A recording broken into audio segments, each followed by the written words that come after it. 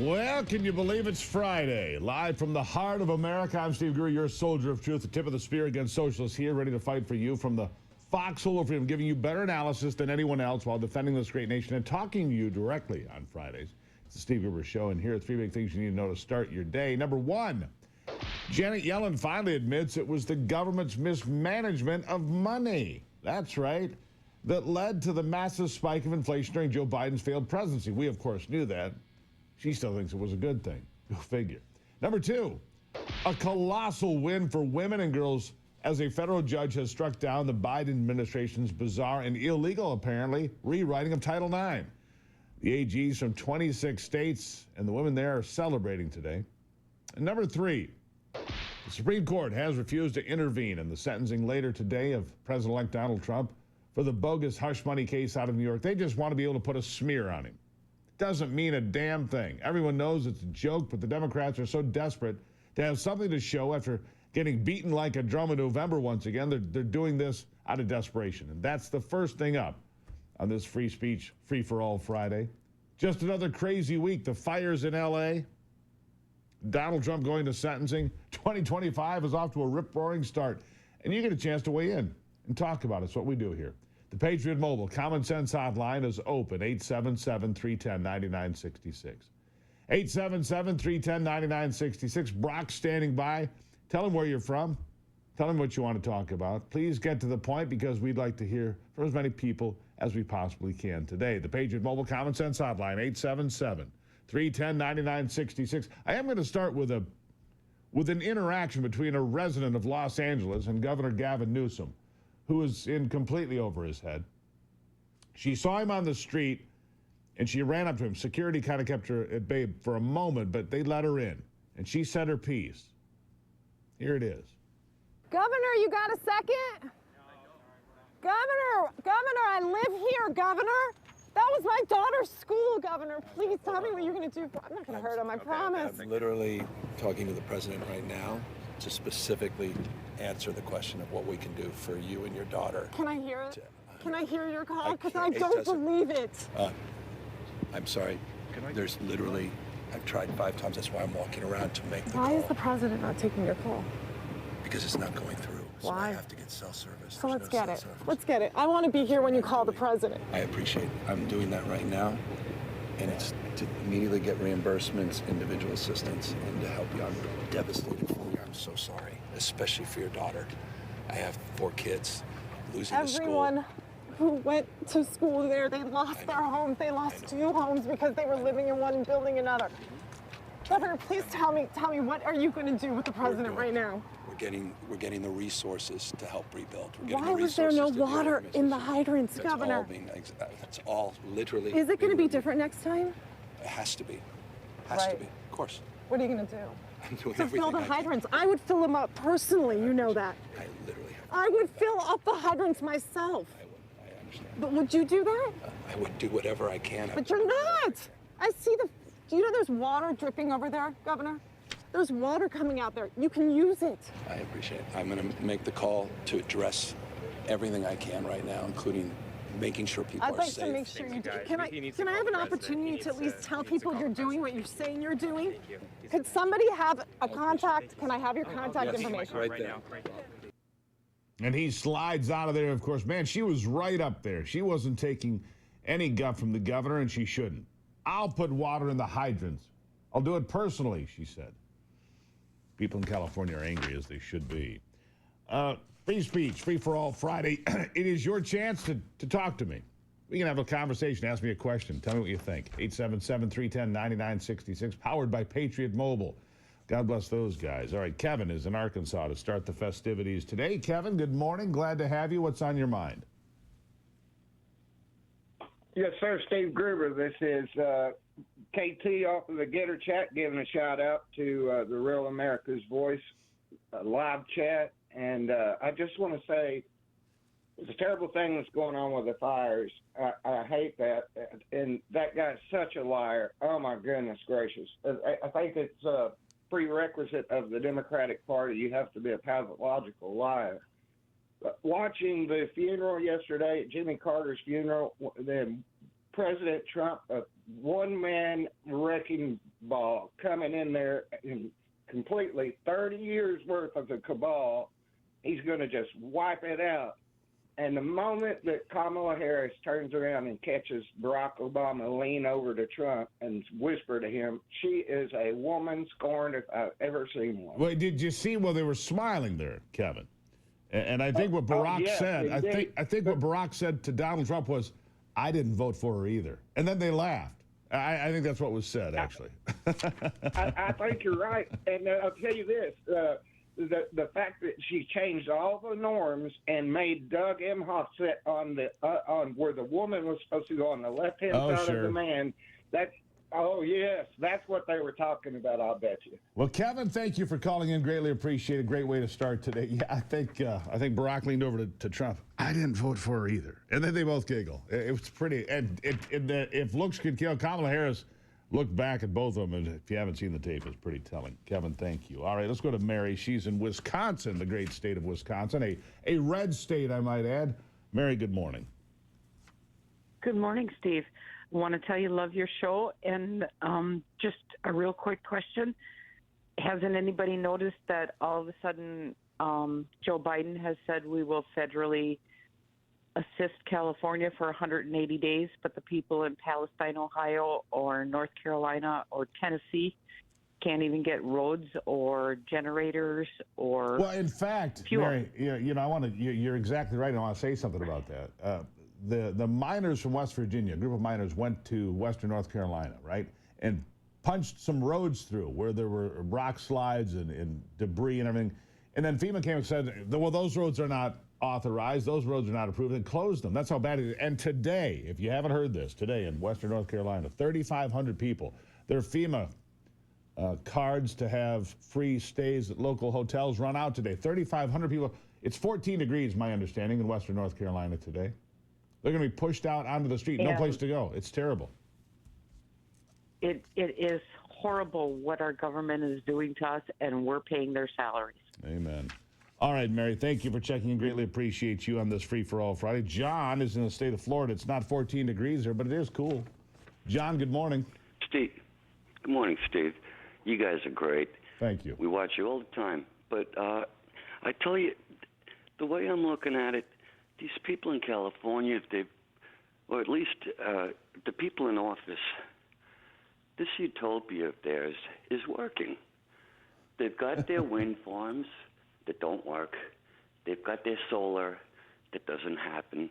They've got all this programs going. They're regenerating all of the taxpayers' monies. And until they realize that it's either this dream or that they're going to have to buckle down and grab reality. Well, I wonder if they're going to grab reality. John, I think you're onto something there. I mean, the reality is you voted for these people. You voted for these bad policies, and here it is. It's coming home to roost. John, thank you for calling in. I'm up against a break here. Appreciate all of you. Perry, you're next. And Carlos, Mark, Ruben, George. We got a whole host of folks coming up here on Free Speech, Free for All Friday. God bless America. We'll be right back. All right, we're going to jump back into it now. It's Free for All Friday. If you're not familiar, this is what we do every Friday. We take calls from all over the country, all over the world. Let you weigh in on the big topics of the day, whatever it might be. 10 days now until Donald Trump takes over the presidency. He's going to be sentenced today, though. They've got to put a smear mark on him. Juan Merjan, or whatever his name is, said he's not going to, no incarceration, but they've got to have him as a convicted felon, even though it's a garbage case. It's called a non-disclosure agreement. Happens every day in America. You sign here, you get this check. You don't talk about what happened. It's the way it works. Doesn't matter. Perry is in Missouri today. Perry, how are you today? Yes, sir. I just want to tell you, thank you for letting me on today, Steve, but I wanted to bring it up about precedents. I was a union president for 8 years, and they always told us don't set no precedents. Everything the Democrat Party is doing right now is a precedent. What this judge, so-called judge in New York and all the rest of the crowns up there are doing, then when Trump gets in office, he ought to turn the tides on them and put them in prison. It's about time somebody goes to prison up there. I mean, people's fed up with it. Well, people we are. voted for our president. He's our president. Perry, well, and here's the thing. Do you care what they do today? No, I don't. I'm just glad that it's only 10 days until he takes over the Oval Office. We actually have a person in there that knows what's going on, can function, can think, can get things done. Maybe it's a badge of honor that he survived all of these attacks, whether it was in the Russia hoax or the impeachment processes or these bogus legal cases and convictions. It's bogus. We know it. America knows it. That's why they voted for Donald Trump on the 5th of November and sent him back to the White House with 312 electoral votes. Greatly appreciate it, Perry. Thank you for checking in. Let's see, Carlos now. Carlos is in Florida. Steve. Carlos, how are you? Good morning. Thank you for taking my call. Thank you. Hey, now my daughter's in the track team, so she goes out like at 4:30 every morning to run. So if she gets raped and murdered by a foreigner on illegal, so this Lincoln Riley law puts him on a plane, sends him back to his country so he can walk around free, and my daughter's 6 feet under. How fair is that? How can I get my hands on him? I'm not sure. I haven't seen the law specifically, so let's just pump the brakes a little bit there, Carlos. If you commit a homicide in the United States, you don't get to jump on a plane and go home. I don't think it works that way.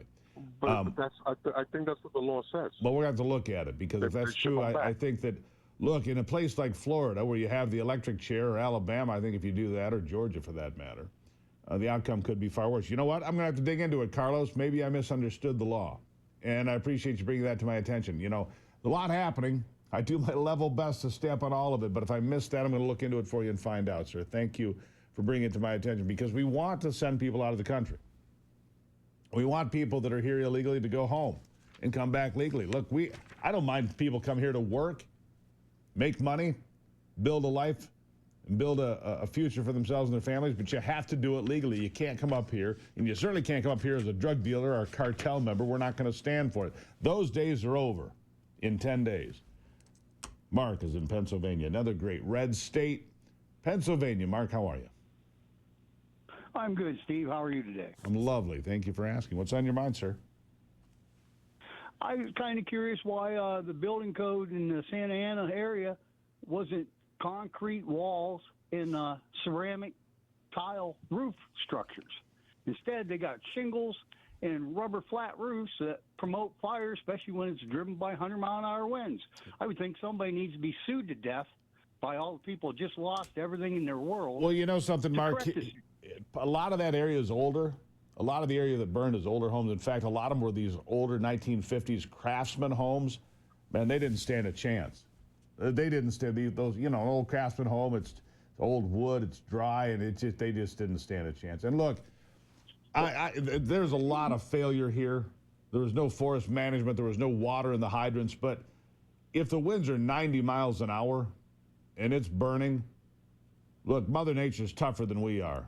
She will burn us, drown us, bury us in mud and rocks, and shake us to death if she wants to. I mean, Mother Nature, this planet is a lot more resilient. That's why I dismiss a lot of the Earth Firster nonsense. Oh, we're going to destroy the planet. Yeah, we are going to destroy the planet. No, she'll get even with us anytime she wants. That's just true, Mark.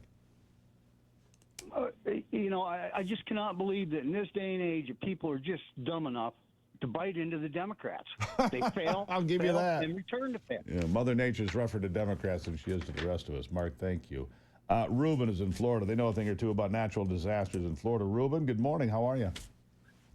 Good morning, sir. How are you? I'm lovely. What's up?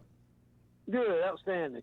Look, I'm a retired Marine. I spent 30 years in the Marine Corps, and I go up to the UP every summer, and I have never seen eggs so expensive as I had before. And from Crazy. what I'm understanding, the price of eggs are going to go up even more. Oh, they already did. He's talking about the UP, the Upper Peninsula of Michigan is what you're referring to, right, Ruben? Look. Yes, sir. I go to Iron Mountain every year. Yeah, what a wonderful piece of real estate that is. The UP of Michigan is like a great national park. 300,000 people live in the whole place. It's beautiful. The fishing's great. It smells like pine trees all the time. And the eggs, yeah, they're $8 a dozen now. Why? Because of a new law in Michigan. The chickens have to walk around free or something. Go ahead. Yeah, I figure since the people from up north come down here and get in Florida in the way, I figure us southern people can go up there in the summertime and be in the way. Well, Ruben, we appreciate you coming up. All right, yeah, okay, but hoorah. Hoorah. Thank you, bye. Thank you, sir, Ruben. Hey, you're welcome to come to Michigan anytime you want. Northern Michigan in the summertime cannot be beat. We can get to George from Iowa, another red state. Look at that. Pennsylvania, Wisconsin, Iowa, all red states. George, how are you? Good morning, Steve. I love your energy. I just want to say you can't pardon treason. That's about it. Thank you. Have a nice day, sir. Greatly appreciated. You can't pardon treason. I don't think he's wrong about that, by the way. And so I'll say this before we go to the break here. Should people be held to account? Yes, they absolutely should be held to account. But I don't think we should waste a lot of time chasing people around D.C. We've got important problems to deal with. The border, the economy, the war in Ukraine, fentanyl, drug cartels. The list goes on and on and on. Obviously, we got to clean up Western North Carolina and California as well, plus Tennessee and North Georgia, all these places. We should hold the people accountable that need to be held accountable, but let's not play games with it. Let's not be Democrats. Let's be Americans, all right? I'll be right back. All right. We're going to continue on with the folks on the line. Dave is in Pittsburgh, Pennsylvania. Dave, how are you today? Good. How are you doing? I'm good. What's on your mind? So, my question for you is, how can Trump's administration rein in this overspending? I mean, it seems like we're hemorrhaging money left and right, sending it to every country but here. Well, it's a problem, Dave. I mean, they're actually spending money in the Social Security also. Yeah, the problem is this. Because they put this stuff, they codify this stuff, right? And so they put it into the budget and make it mandatory spending. There's only about 10 or 12% of this budget that's even discretionary. We have to reopen some of these things. And look, there's going to be some tough decisions coming down the pipe at some point. Do you raise the retirement age of Social Security to 67, 68, 69? There's tough decisions coming because we have squandered our fortune and sent it to Ukraine and honestly 1,000 other places. How much money did we spend in Afghanistan? How much money did we spend in Iraq when we were told we had to go there? We've squandered American money in so many places, it's embarrassing. Anyhow. Yes, sir. Hey, thank you for your time, sir. Thank you, I appreciate it. Love the show. Thank you. I appreciate you checking in. I'm going to get to Steve in West Virginia for some West Virginia common sense. Steve, how are you today? Doing well. How are you, Steve? You rock. Well, thank you. I appreciate it.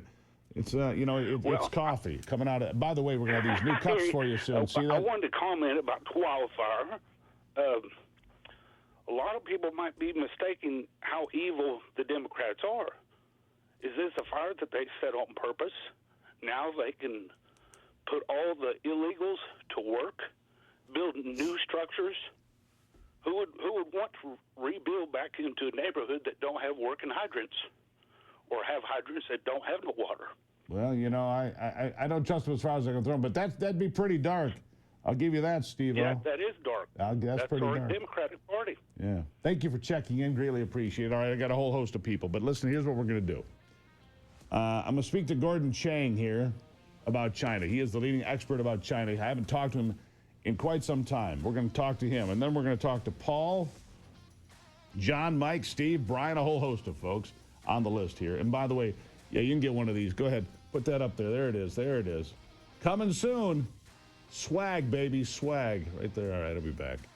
It is Free Speech, Free for All Friday, and I will get back to your phone calls and the phone lines here in a moment. So John, Mike, Steve, Brian, Don, Anita, stand by. You'll have your place in the sun here before this day is over, I promise you. But my next guest is one of the leading experts, if not the leading expert, on the threat of China to America and, frankly, to the world. I've gotten to know him over the last several years. I haven't talked to him in a bit. So I'm glad to have Gordon Chang back on the program. Gordon, nice to have you here today. Well, thank you so much, Steve. It's been a bit since we talked, but I saw this post that you put up on social media, caught my eye. And I said, you know what, we need to talk about this. Here's what you wrote. By now it's clear that the leftists in South Korea are trying to impose a dictatorial government. If successful, they will almost certainly attempt, as they tried during the presidency of Moon Jae-in, to end the existence of the South Korean state by merging their new dictatorship with North Korea. Wow, wouldn't that be a terrible thing to have happen, to lose South Korea, a republic, a very productive economy, a great partner of the United States, and a brilliant place. I mean, so many great minds in South Korea with all this great innovation and so forth. Why are you so concerned here? What's going on? Yeah, Lee Jae-myung, who is now the leader of the Democratic Party of Korea, which is known as Minju, is a more ruthless version of Moon Jae-in, the previous president. When Moon was president, he tried to eliminate the South Korean state. He often would not mention its name. He didn't defend it against North Korea. He was very much a supporter of North Korea. He denied being a communist, but if he were a communist, he would have acted the same way and governed the same way that he did.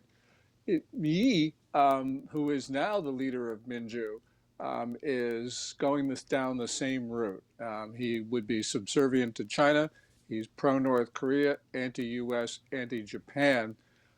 He is using the impeachment process and Minju's control of some government organizations to essentially eliminate all opposition thought. And this really is the beginning of what everyone has feared, which is a dictatorship in South Korea. Just to give you a sense, the South Korean people, who are evenly divided between liberals and conservatives, the current president, Yoon Suk-yeol, a conservative, his popularity was below 20%. Now, even though he has been impeached, his popularity is north of 40. It's doubled. And the reason is not because Yoon is viewed in a better light. It's just that the Minju party has shown itself to be so dictatorial, so ruthless, so anti-democratic that people now are rallying around the impeached Yoon Suk-yeol. So, I mean, this is a tipping point then. I mean, how close is this? And how could the people of South Korea allow it to happen? I mean, that'd be the real question. I mean, they're not powerless, are they? No, that's a great question. And during the presidency of Moon, they did not allow it to happen. So Moon was not able to do what he wanted to. Now, the question is, if there's another Minju president, which looks likely, and it looks likely to be Lee Jae-myung, then the question is whether he will be able to override democratic institutions, which he's doing right now, by the way, and whether he will impose his will. Yes, the people of South Korea do form an opposition to him, and even most progressives, leftists, don't want the elimination of their South Korean state. But anything can happen when you have a figure like Yi in charge. Let me ask you, I want to shift gears a little bit because we're going to keep an eye on the South Korean concerns, and they are big concerns. But I want to ask you about some things that are in the headlines here because you and I haven't spoken for a bit. And that's the Chinese menace in the Western Hemisphere. Because in the last few days, as you know, Donald Trump has really caught the world's attention by saying, look, the Panama Canal is going to be under American control again. It's not going to be under Chinese control. And furthermore, we're going to have control of Greenland. And we're not going to let the Chinese go in there and exploit the rare earth elements and all the other things that are on that island with 55,000 people. And there was pushback. But Donald Trump is not wrong about China's influence in the Western Hemisphere. Donald Trump is not wrong about securing the Panama Canal or securing what's in Greenland as far as natural resources, is he? No, he's not wrong because the Chinese are trying to exert dominance in our own hemisphere. And the Panama Canal and Greenland are certainly two places where we see that. You know, in the Panama Canal, which we ceded to Panama through a treaty, China has become the dominant country there. It has port operations at both ends of the canal. They can be turned into military facilities in the event of war. And China has other ways of blocking the canal. So we've got to be extremely concerned. Now, this has happened over time. It's happened because the U.S. has taken its eye off the Panama Canal, but we cannot allow China to block it or control it, especially during a time of emergency. Same thing with Greenland. China and Russia are trying to take over the Arctic. Canada and the United States have paid almost no attention, and it's our fault for doing that. It But is. the point is, we now need to start to think of in serious ways about opposing Moscow and Beijing at the top of the world. You know, and for people that are so aghast, and the people on the left, oh my God, America's going to, you know, try to take over Greenland. Look, we made real estate deals with Denmark in the past. In 1917, to start the year, the U.S. Virgin Islands were called the Virgin Islands. They were owned by Denmark. We bought them for $25 million in gold coin, which is about $2.6 billion today. So if we've made real estate deals with Denmark in the past, and from everything that I read, Gordon, the people of Greenland are not that enamored at all with the Danish government or Denmark in general and would rather be part of the United States. So if there's a deal to be made, we should make it. We did it through the Louisiana Purchase, Alaska, the U.S. Virgin Islands, the list goes on. And look, it's in the United States national interest, and it goes all the way back to the Monroe Doctrine. If it's our hemisphere, we must viciously and steadfastly defend the Western Hemisphere. I agree with that. I think you do as well. Yes, and it was John Kerry, as Secretary of State, who formally renounced the Monroe Doctrine. Lance Tillerson, when he was Secretary of State and Trump's first Secretary of State, right? He sort of resurrected the Monroe Doctrine, but not in a clear way. And I think that we need to have that conversation about preventing foreign powers from recolonizing the Western Hemisphere, which is really what's happening with China. So this is really important for us. It is, and it's not just Greenland and Panama, it's Argentina, it's Peru, it's Belize, it's Costa Rica. I mean, the Chinese are everywhere in the Western Hemisphere. Somebody has to stem the tide, and I hope that Marco Rubio, who is an anti-communist strongly, will be much more forceful in his dedication to this country and to the Monroe Doctrine. It's not about isolationism. It's about protecting our interests on our side of the water. Gordon, real quickly, I'll give you the last word. Yeah, the world is changing really fast, and it's important for Americans to realize that the Chinese are in our country, and if there's a war, it's going to be fought on American soil. The first time since 1812 when we have had a sustained battle against a foreign power on our own soil. Yeah. Gordon G. Chang, you can find him on X. I still call it Twitter, Gordon. At Gordon G. Chang. You can find him there. Look, I'm an old school guy. Old habits die hard. Nice to see you, my friend. Great to talk to you, Steve, and stay safe. This is going to be a consequential year. It certainly is. There you have it, folks. Now, when we come back, we'll get back to your calls. John, Mike, Steve, Brian, Don, Anita, and anybody else that joins the party on the Common Sense Hotline, 877-310-9966. All right, welcome back to Common Sense Conversations. Free Speech, Free for All Friday. Glad to have you here. Brought to you in part this hour by Home Title Lock. We're going to go back to John. He is in Ohio now. John, thank you for being patient today. How are you? Gruber, you're a great American. You and Ivy both. I hope she's listening. God bless her. She's always listening somewhere. You hear me all right? Yeah, I hear you just fine. What's on your mind? I'm here. Yeah, go ahead. Gruber, you're a great American, buddy. Go ahead. Ivy, too. Is she listening, I hope? Oh, yeah. What's on your mind, John? Trump's got to federalize these fires.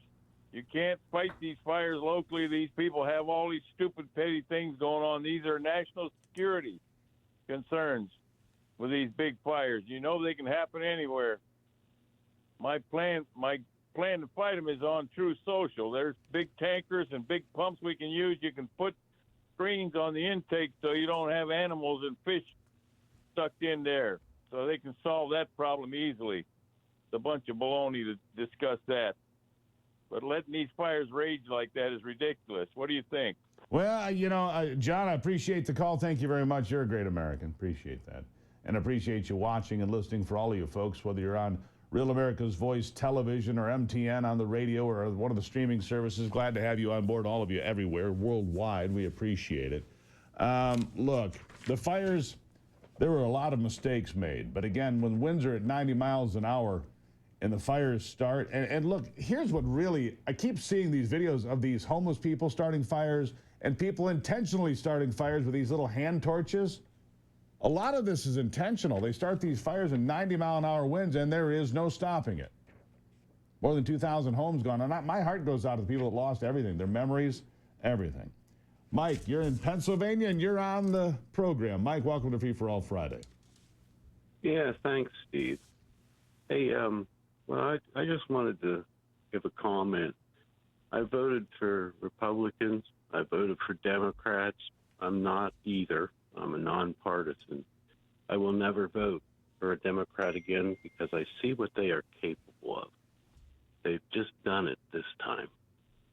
I find them to be mostly incapable, actually, Mike, but I appreciate your point. Yeah. I find them incapable of any common. Look, when I see 158 members of the House that are Democrats vote against a bill that would deport sexual predators that are in the country illegally, what else do you need to know? 158 Democrats vote against sexual predators being removed from our country. I mean, I'm sorry, that's not forgivable. Mike, thank you for being here. Truly appreciate you. In Illinois, God, if we could save Illinois, we could save the Republic. Steve, how are you today? Not a chance in Hades can you save Illinois. Yeah. But glad you got Gordon Chang up there because, you know, he's brilliant. Even the pullout of Afghanistan was a Chinese operation, if you know what I'm saying. Oh, yeah. Gordon is brilliant. He understands the dynamics so well, and he watches it so well and studies it. He's always, it's an education to have him on, and I liked having him. Anyhow, go ahead. The other thing is, with all the regulations in L.A. County, well, to include, you know, the state and local. Sure. Who's going to build a home in there? Well, nobody.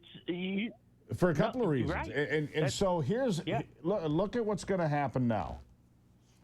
A lot of that land will never be rebuilt except with condos and high rises and BlackRock and State Street and these hedge funds and these big corporations are going to come in and build giant high rises because, look, it's some of the best real estate in America.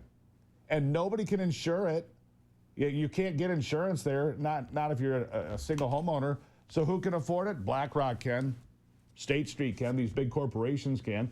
And they'll put in, you know, timeshares and condos. You watch. You mark my words. Those single-family craftsman homes, yeah, they're gone forever. Steve, thank you for calling. Back to the great state of Iowa. We find Brian there today. Brian, how are you? How are you doing? I'm good. What's on your mind? Three quick things. Well, first off, DEI stands for dumb, educated idiot. But I want to know why in California and Nevada I can't find my uncle's will because my brother threw the original away on a deathbed because he didn't like what it said. He went back to the old one where he got to stay in the house. That's one thing I'm asking about. And the third thing is, I'm pretty sure these shootings going on now are by people like me. I'm not saying I'm a shooter, but I have a paradoxical reaction, which is PARDOXICL reactions, which means downers or uppers, which makes me 1 in 100. But I also have super sensitive to meds, which means I don't know what that makes me 1 in 10 million because it don't say. It's fascinating. That's fascinating tour. I don't know what the hell we're talking about. We're good, Brian. We're good. I don't know where that was going. Sorry about that. We'll have different sessions for different folks at a different time. Let's go to Don. He's in Michigan. Don, how are you today? Good. How are you? I'm good. What's on your mind? My question is, California's been such a burden on the whole United States. True. For decades. True. And there was a movement to divide that state within the state into northern and southern 2 states. Right, to become the state of Jefferson was one of them. That's correct.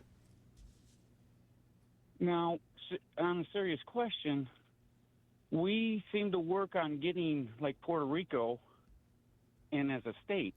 What is the ideals or thoughts about annexing the southern half of California and just getting rid of it? It costs us. Annexing is adding, not subtracting. But okay, here, let me work through this best I can, Don. First of all, Puerto Rico, the only people that want that to be a state are Democrats because they believe they would get 2 senators out of the deal and more power in Washington. Same reason they want D.C. to be a state. There's no actual practicality to have 67 square miles of D.C. to be a state. Doesn't make any sense. The only reason they want is for political power. If you split California in half, that probably would make sense because California has too much power by itself, and you have the state of Jefferson to the north. But we'll see what happens. I think the state of Greenland, probably more likely than either of those scenarios in the near future.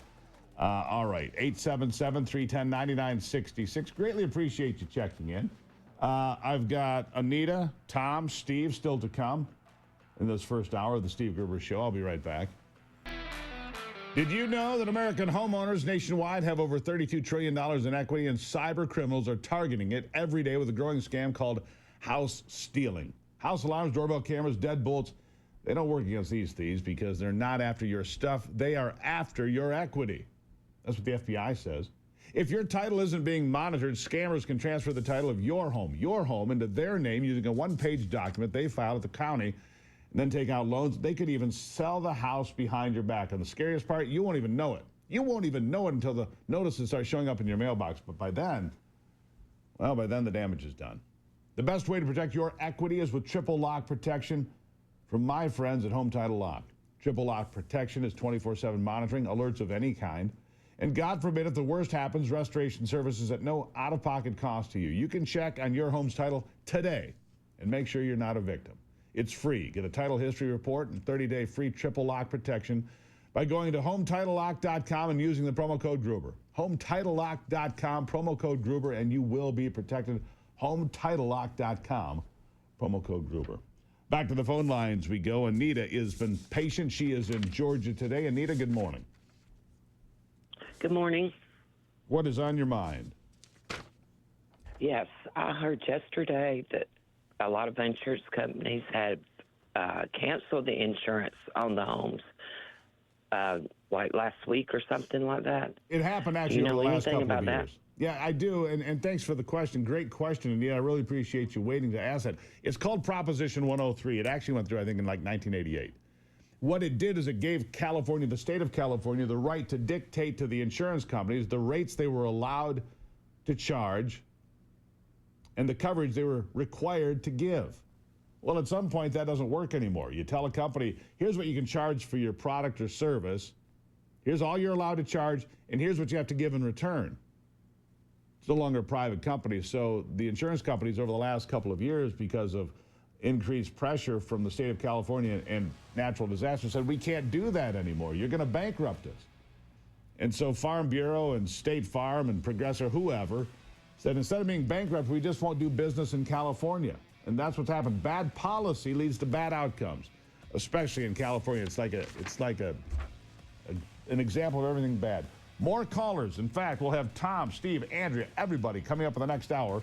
Go live from the heart of America. I'm Steve Gruber, your soldier of truth. I am the tip of the spear against all comers, socialists, communists, progressives. Ready to fight for you from the foxhole of freedom. Here we are every day giving you better analysis than anyone else while defending this great nation. It is the Steve Gruber Show. Three big things for this free-for-all Friday. Number one, a colossal win. A colossal win for Title IX, women and girls. A federal court strikes down the Biden Title IX rewrite as completely illegal. Number two, in Los Angeles, the fires still burn. 10,000 buildings and homes gone now. Businesses destroyed, at least 10 people dead. That number will grow. Number three, here on this Free-for-All Friday, Donald Trump will be sentenced at 9:30 Eastern Time after the Supreme Court rules 5-4 to allow that sentencing to continue. Chief Justice John Roberts, never a true conservative, and Amy Coney Barrett, more suspect all the time, both voted with the liberals to allow him to be sentenced and therefore to be tarred and feathered. Sort of, but nobody really cares. It's Free-for-All Friday. Glad you're here. Let's get back to the phone lines. By the way, if you'd like to join the conversation, 877-310-9966. It's powered by Patriot Mobile, America's only Christian conservative wireless network. Tom is on the phone in Michigan. Tom, good morning. Good morning, Steve. I wish you had Ivory there with you. I was wondering, where was Michelle yesterday? Michelle? No one seems to mention that. Which Michelle? Obama. Michelle Obama. I don't know where she was. Where was Joe Biden? Was he there? Yeah. I mean, I saw the pictures of Clinton and Bush and Obama and Trump laughing with Obama because Obama says, I didn't vote for her either. And Kamala Harris heard that and looked back. But, I mean, I don't know where Michelle was. Is it because she's looking too much like a man nowadays? I don't know. It's possible. Tom, thanks for the call. Appreciate you. Thank you. One would wonder. Let's see. In Idaho, we find Steve this morning. He's been very patient. Steve, good morning. How are you? Good morning, Steve. How you doing? I'm well, sir. Yourself? Hey, I think I know where Michelle was. She was building her new food pyramid. Of course she was. All right. I got a quick question. All right. I wonder if Janet Yellen knows that it takes a nickel to make a penny now. I digress. Well, you know how Janet Yellen, she knows how to make $1 million. Start with $5 million, and Janet Yellen can make it $1 million in no time at all. Yeah. Hey, the folks that have been ravaged so badly by the hurricanes Helene and Milton. Yep. Did you know that the government showed up there trying to buy property? Now, what do you think the chances are of them going in to California? 100%. Trying the same thing. Well, that's what I just said here a minute ago. It's either going to be, well, the government might come in and try to buy some of that property, but I can guarantee you State Street, BlackRock, and these other giant organizations, these transnationals, are going to come in because if they can take the footprint of one of the sand castles, for example, those big fancy houses that were on the coast of Malibu that are all gone now, if you can come in and put in 500 units, right, in an area that had a couple of houses on it, well, boy, did you hit the jackpot, right? And that's what they're going to do. They're going to. I mean, the land is worth more than the house by far. The land is worth millions. The house might be worth $1 million to build or whatever, but the land, it's all in the land. It's all in the location, and they're going to come in, and the people that have insurance, I good luck with that. I've been going through this. I had a rental house that burned back in October partially. Good Lord, what a disaster. Steve, thanks for the call. I greatly appreciate you. To Oklahoma. We got a couple of Oklahomas back to back. We'll start with Andrea. Andrea, good morning. Hi. Thanks for taking my call. Glad to. My question is two that we know of, underground biolabs, the illegal ones that were in California, and the waste that was apparently, I guess, dumped, and Ebola being something that was found. If that was done in California, would the fires be spreading that in the smoke? Well, that's an interesting question that I had not pondered, Andrea. Thank you for the phone call. Look, I would say that any biohazard that ends up in the air is dangerous, but oftentimes incineration is the way you destroy these pathogens. Incineration is the way you destroy these pathogens. It's how you burn them, you destroy them, you get rid of viruses and bacteria and so forth. I have no idea about these labs in California. The same thing could be asked, of course, about Ukraine and all the biolabs in Ukraine. If they get bombed and hit, does it put that pathogen in the air? And if so, which direction is that air going to flow? And who's downwind? Interesting question for which I have no actual answer, but just some thoughts. Let's see. Carrie, also in Oklahoma. Carrie, how are you? I'm good, Steve. Enjoy your show every morning. Thank you. I just have a quick comment about the tragedy that's going on out there in California. There's a lot of unseen heroes out there. I just want to give a shout out to all the animal rescue people that's rescuing horses and pets and donating their trucks and trailers and everything else out that way. It's just a miracle that people show up to help each other in tragedies like this. That's all I got to say this morning. I just want to give a shout out to them folks. Carrie, greatly appreciate that. It's a great comment you made. And and you see this when you have national or natural disasters, floods, hurricanes, whatever it might be. Dogs and cats and pets get lost. Horses, I saw several videos of these horses being led through the smoke. They've got a bit in and they've got a lead on them and they're walking them through the smoke in the firestorms of Los Angeles this week. And to me, it's remarkable. And I saw one video of a man being reunited with his cat. He thought his cat was dead in the house along with everything else. And he found his cat. He just broke down crying. I mean, the emotion of all of this. I just read a post by Paris Hilton. Not my favorite celebrity one way or the other, but her house burned to the ground. And what she wrote was very eloquent about losing everything and the grief. And her heart goes out not just for herself and the memories because it's not just a house, it's not just walls and a roof, it's memories, it's children growing up, it's grandparents, it's people that have passed on that are no longer with us. That's what happens when you lose a home to a fire or a hurricane or whatever the case may be. When you lose everything, it's a tough thing to take. I mean, it's just a tough thing to take. And so If you see that from Paris Hilton, I'd say it's well worth reading. It was an interesting post by her, and I guess my prayers just go out for all the people that have lost everything. 10,000 homes and businesses destroyed. That's the latest number here. 10 dead. 27,000 acres have burned. 20 looters arrested so far. And that's just so dark. These people came in with bags, and I saw a video of looters too. In Florida, they said, if you loot, we shoot. Might be something to that. If you loot, we shoot. You can't take advantage of people at their lowest point. No, we don't accept that. Amy Bowes is up next. Net Choice Director of State and Federal Affairs. What about free speech and Mark Zuckerberg? We'll talk about it coming up. Over the last week or 10 days, I've somehow magically picked up 5,000 followers on Facebook. Weird, because my account didn't move for years. It was stuck for years. All of a sudden, there's 5,000 new followers. Hey, look at that. It's like Christmas. And it all comes at about the same time that Mark Zuckerberg apparently has seen the light of free speech. He's now a big supporter of Donald Trump. He's going to work with Donald Trump.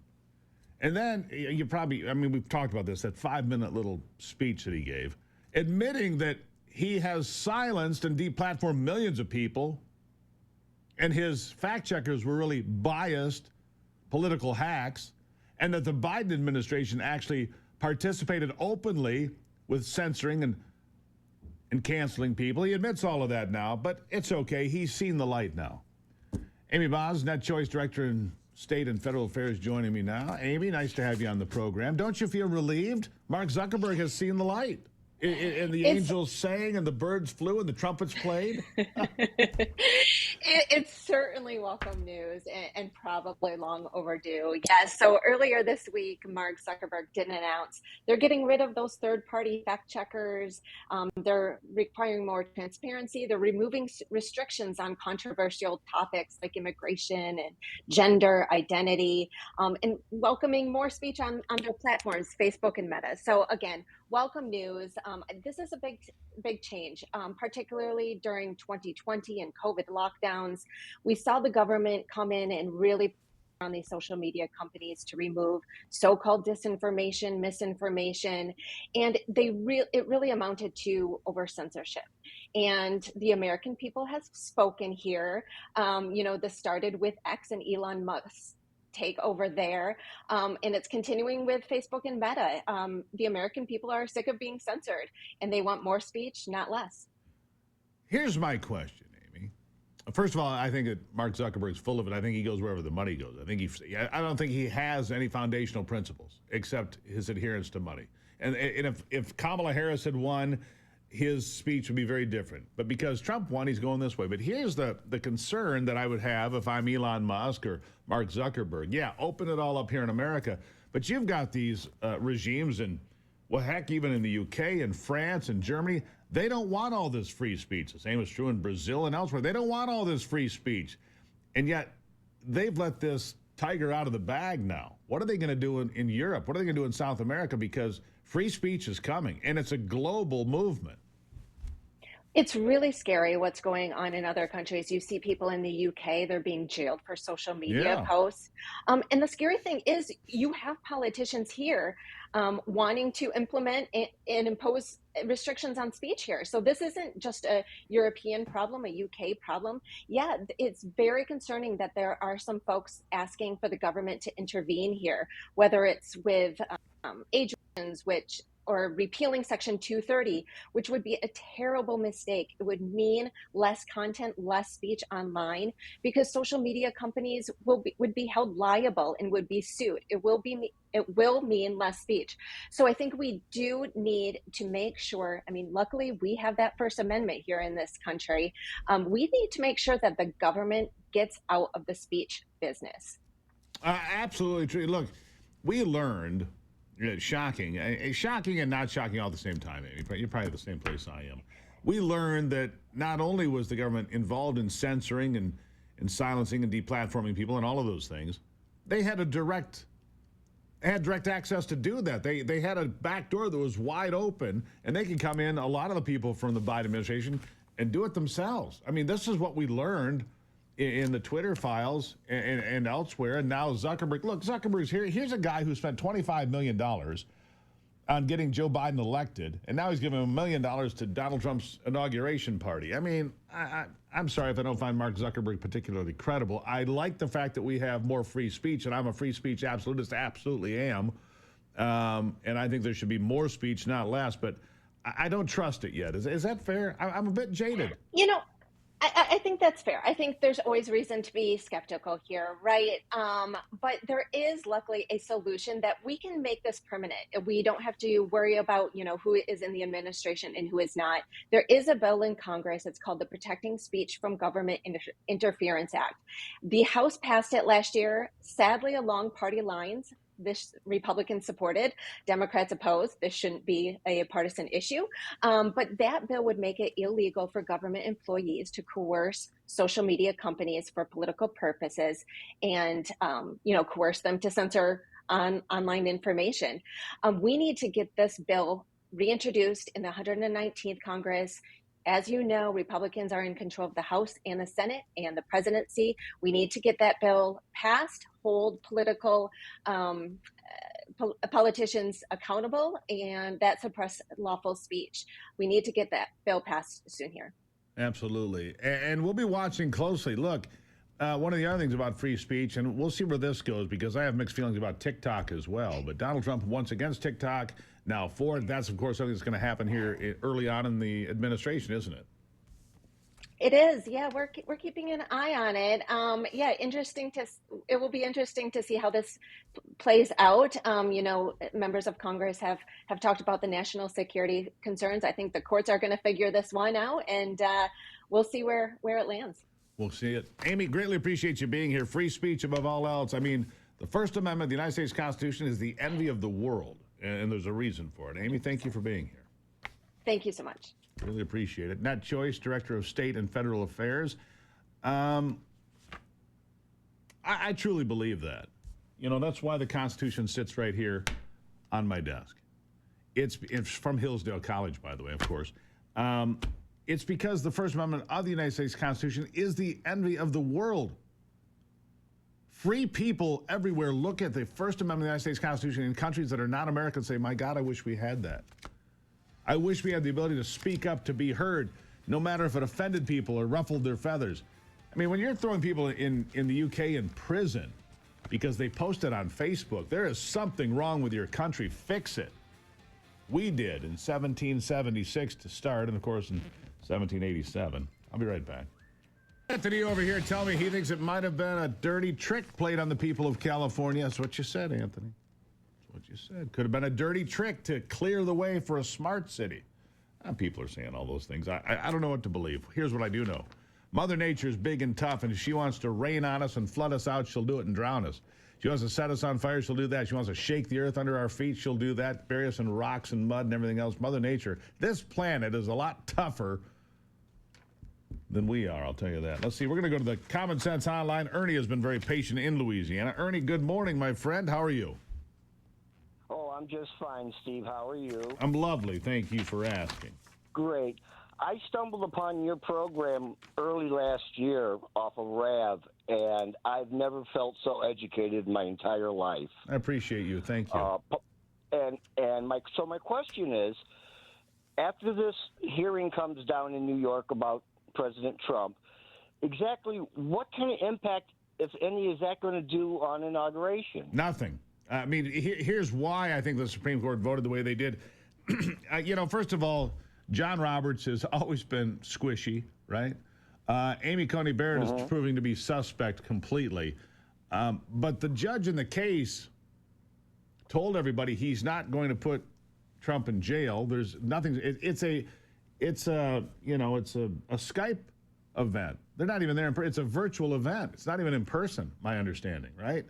So Trump's going to appear virtually. They're going to say, you're a felon. And see that because you're not a convicted felon until this happens, right? 9:30 this morning Eastern time. You're not a convicted felon. So now they can say, oh, he's a convicted felon. This is just a political posturing, political points. They will appeal. And if they were smart, They would move to expunge the entire thing, if nothing else, and then you're not a convicted felon. I mean, expungement laws are happening all over this country so that people get their everything cleaned up. You know, this is happening in Michigan. I know the governor here made it so if you've got a felony or a couple of misdemeanors, you can wipe the record clean, and then you are not a convicted felon. Ernie, thank you for checking in. By the way, I think boudin is the greatest sausage ever made. That Louisiana is the best thing ever made. I love that stuff. Anyhow, there you have it. Greatly appreciate you checking in. Let's see, what do we got next? Congressman Tim Walberg will be here to educate us on what's going on inside the Beltway. I'll be right back. All right, we're down to it. About 10 days now until Donald Trump raises his right hand, takes the oath of office for the second time. It couldn't happen soon enough. I mean, we watched Joe Biden at a fire station here a couple of days ago in L.A. He happened to be there. The schedule had him in Los Angeles prior to these firestorms, and he's there. And he goes and he talks about these people have lost everything. The fires are still burning, and he's talking about what a good day it is because he's had a great-grandchild. Politically tone deaf, to say the least. My next guest, Congressman Tim Walberg, my friend, has been for years now. Congressman, nice to have you back on the program. Good to be back, and it's good, as you say, just a matter of a few days, and we will have a changed administration, and I think a lot of challenge, a lot of battling to go on, but a lot of hope for making America great again. Yeah, you're going to be in Washington for the inauguration. You better pack your electric socks from what I'm looking at here. It's going to be cold, son. It's real winter around here. I mean, here in Michigan, it's been really cold. The ice fishing is, well, it's on. I'll tell you that. And it's going to be cold in Washington. But I want to ask you a serious question about that. With everything that's going on, what are the security measures that are taken to make sure that this goes off without a hitch? I mean, there are so many things going on. The drones in the East Coast and the different things that have happened with the Cybertruck and the incident in New Orleans. I mean, a lot of things going on that have people rightfully concerned. Yeah, I've never seen such security measures being taken since shortly after January 6th, 4 years ago, when Nancy Pelosi just shut down everything, blocked everything off. But I think this time, in preparation, we've seen the big fences go up again. We've seen special closures of streets. We've seen more Capitol Police on the beat. We've seen evidences of, even before the inauguration begins, of Capitol Police on the rooftops of various places.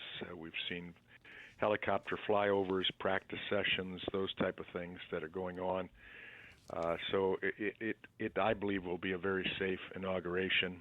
Though those who are coming to inauguration better plan on extra time, because you're going to have to go through several security steps in the process and get through fences and the like. And even members of Congress have seen changes in how we will exit the Capitol and onto the platform of for the inauguration. Sure. You name it. It's going to be a secure. It's going to be a huge success, as Trump would want it. Well, 8 years ago, you were kind enough to take me and Ivy and my daughter down the steps that the president comes down the day after the inauguration. Say, here, we retrace the steps. And what an education. And that's available to certain people. If you can have different members of Congress are allowed to give tours on occasion. It was just a remarkable education for me, and for that I still thank you. But right now, let's talk about the fact that it almost feels like Donald Trump's already president. The continuing resolution, that bill got through, so the funding is in place. You've got the Lake and Riley Act that you voted in favor of here a couple of days ago that is passed. It just feels like it's already passed. It feels like Joe Biden is already unemployed, which would be nice. Tell the folks, the Lake and Riley Act, how does it? I had a couple of callers here today. It's Friday. We take phone calls asking if somebody's convicted of a violent act, a sexual act, or whatever, are they deported or do they go to prison here before they're deported? How does that work? Well, they go to prison here, and our concern is that even deporting the monsters who took Lake and Riley, they came back in, and we've seen that in a number of instances recently as well, that this just continues to happen. So I think the effort is to make it very clear to any of the illegals who are committing these crimes, you're going to pay for your crime, and you're going to pay for it in the United States prison system. As soon as it is possible, and it is the right time to do it, I think the effort will be made ultimately to deport him and let Mexico or Honduras or you name it, Nigeria, whatever country it is, take care of these people again. But sadly, too often, as we've seen Donald Trump say, Venezuela emptied their prisons, sent them all our direction. Now we're suffering the consequences of it. We sure are. We have to have someone who's strong in power who says to these countries, when we ship these animals back after they've committed heinous crimes in the United States, they had better not be seen here again. Let me ask you something. And I think a strong stance by our president will necessitate those countries minding. I was speaking to a women's group of Republicans last night. They were very kind of them, by the way, to have me speak yesterday. And they are concerned about the border, as you can imagine. And one of the things they asked, because it's been mentioned, and I wanted to ask you this today, what about declaring the cartels as terrorist organizations? I mean, I wouldn't want to be on the receiving end of Tom Homan. I mean, there's a guy who looks serious. There's a guy I do not want to irritate, all right? I mean, there's a guy who has a very serious look on his face. You know, he would make a great high school principal, right? You understand my point. You don't want to be on the wrong side of that deal. But what about making these cartels, give them the label, give them the tag as terrorist organizations, because they are. 100,000 Americans will die this year from fentanyl again. What do you say? I wouldn't be surprised if that legislation doesn't move forward under the Trump administration, with the potential of it being signed into law. And I think right now, even some of the statements of my Democrat colleagues this last week, including AOC of all people, are indicating that they may be willing to work to some degree with the president. And I think some have pretty much stated, including Chuck Schumer, that they lost touch with the people they said they that are their base and that they support the middle class, and that also they said on the issue of border. So I think you might see, with the strength of character of Donald Trump and the realization that Democrats did not pull off what they expected for an election win this last year, came as a result of them allegedly losing track of their base. Well, I don't think they ever cared for their base, but then now they've seen that when you neglect them and you have a party like the Republicans this last election or last two election cycles really talking to the workforce issues, talking to the issues that rank and file traditional value blue collar union people support, all of a sudden they've seen the Democrats have been lying to them and just abusing them. And so they've gone to the Republican side. And I think if we stand firm with Trump and move forward these principles, and it'll be touch and go in some situations, but I think if we do that, I think the American public will identify again that the Republican Party is the party of the workforce, the working man and woman, and for the traditional values of this great country. So we'll see what happens, but I see some hope that even some Democrats may do it for political reasons, but nonetheless, that gets votes across the aisle and we pass bills. Look, as long as they vote for the right way, these are terrorist organizations. They have billions of dollars, big weapons. They've bought off politicians probably on both sides of the border, to be honest, and it's time to clean up our act. Tim Walberg, always appreciate talking to you, sir. Have a great weekend. We will do that, and look forward to being at the auto show and seeing what's going on there, and then getting back to Washington to do our job. There you go. Congressman, thank you. Still to come, John O'Connor, author of Postgate, How the Washington Post Betrayed Deep Throat, Covered Up Watergate, and Began Today's Partisan Advocacy Journalism. It's a good conversation that you're going to want to hear up next. Back to the Steve Gruber Show. We're going to shift gears a little bit for you right now because we need some diversity of thought here today. That's why joining me is John O'Connor. He's an author. He wrote Postgate, How the Washington Post Betrayed Deep Throat, Covered Up Watergate, and Began Today's Partisan Advocacy Journalism. That's right. Where did all this dirty journalism come from? John says it came from Watergate. John, nice to see you today. Hey, good to be with you, Steve. There's no question that the media is, look, back in the day, Mike Wallace and Morley Safer, those guys were liberals. They were Democrats. But you didn't know it watching 60 Minutes. Now you can't help but see the partisanship and the hacks that are on Chicken Noodle News or MSNBC or at the Washington Post. Heck, at the Washington Post, when they said you've got to cover Trump fairly, the newsroom goes crazy, we hear, right? I mean, it's just a strange world we live in. They think it is principled to cut off the opponent, that if you listen to the opponent or normalize that opponent, you're not doing your job as a journalist, which is completely contrary to everything that has been the case in a liberal society, since the country's founding. I mean, John Stuart Mill would be turning over in his grave if he saw what these so-called journalists, the standards they apply. Well, there's some truth to that, but in fairness, Thomas Jefferson owned his own newspapers, right? And you can't get in an argument with a guy who buys ink by the barrel. I mean, he did, right? He owned his own newspapers. The term yellow journalism dates back to the 1800s. It's been around for a long time. And so hack journalism, biased journalism has existed for a long time. But the way it's distributed now is lightning fast by way of, the computers and the devices and social media. And so when a lie goes out there, it doesn't take a week or two to get around. It takes a minute or two, doesn't it? Well, that's right. And you also have the idea of there is sort of at least the monopoly is being disseminated, I would say, to use that word. But we had a monopoly or an oligopoly with the main television channels for a long time, as well as some of the major newspapers. Yeah. All right. So here's one of the big stories, and I wanted to ask you about this, and that is the judge pushing very hard to get Donald Trump into court today, Friday, to sentence him. It's gone to the Supreme Court. What happens, do you think? Haven't heard yet. Well, it's not clear that the Supreme Court would intervene. I don't think there's really a basis to do it. It's a terrible case. The only thing that I would do if I was Supreme Court, I would look very closely at whether this conviction is based upon a judge's instructions as to federal election law, which it is. And that would be a principled basis for them to not only halt the sentencing, but to have the matter put up for hearing in a federal court as to whether this conviction was justified. Remember, the judge instructed the jury on federal election law, and of course, did it ridiculously.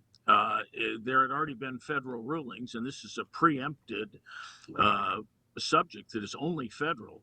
And yet this guy instructed the jury on federal law and did so wrongly, saying that if Michael Cohen provided services to Trump, that was an in-kind contribution and violated election laws, which is absurd. So anyway, there is a basis for the Supreme Court to stop it. Obviously, the New York people want to have Trump branded as a convicted felon. That's what they want. Welcome back to the Steve Gruber Show. We're going to show saying that if Michael Cohen provided services to Trump, that was an in-kind contribution and violated election laws, which is absurd. So anyway, there is a basis for the Supreme Court to stop it. Obviously, the New York people want to have Trump branded as a convicted felon. That's what they want. Exactly right. Yes. You're exactly right. Which, look, you've got the cheerleaders at Chicken Noodle News, as I love to call CNN. You've got the cheerleaders at MSNBC. You've got and they're cheerleading this. They want somehow to put a black mark on Donald Trump that'll stay there forever. Fact of the matter is, it's a garbage case. It was a misdemeanor. They transformed into a felony by some magical process that nobody clearly understands. It was not a unanimous jury, and the list goes on as to why this should have never happened. And yet here we are because they want to try to say, look, he was a convicted felon. That's all this is about. And the cheerleaders in the media are part and parcel to it as well, aren't they? Well, that's right. And none of this would happen unless they could be assured that no one would look closely at this. If anyone that's reporting in the legacy media actually was somewhat objective about it, if you go back to Morley Safer and Mike Wallace, who are liberals, they wouldn't stand for this. This was clearly a put-up job. Anybody with sense would know it, and I think that journalism knows that, and they like the idea of Trump being convicted for something anyway. Yeah, that's what they want, but they apparently haven't learned their lesson. Because every time they do this, and every time they play this game, Trump gets stronger. I believe his cabinet's going to be seated. I believe that he's going to get these giant bills under reconciliation to get his agenda through in one bill or two, doesn't matter, but it's going to happen. He will have a lot of victories within the first 6 months of implementing his agenda on the border, on the economy, on foreign policy, maybe on Panama, maybe on Greenland, maybe on Canada. I don't know. But the fact of the matter is his agenda is going forward because it's what the American people asked for. And people that don't understand that just seem a bit obtuse to me.